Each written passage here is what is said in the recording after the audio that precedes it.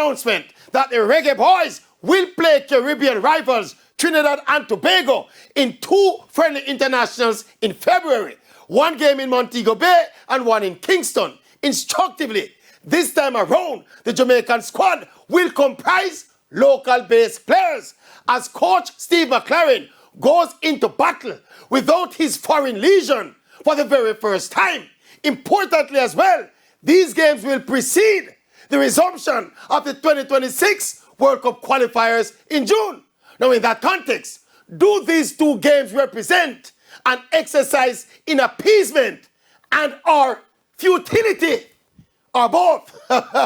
Because surely Coach McLaren will not be selecting 2 or 3 or 4 or even 1 local player to send into serious World Cup qualifying battle at this time. That now go happen.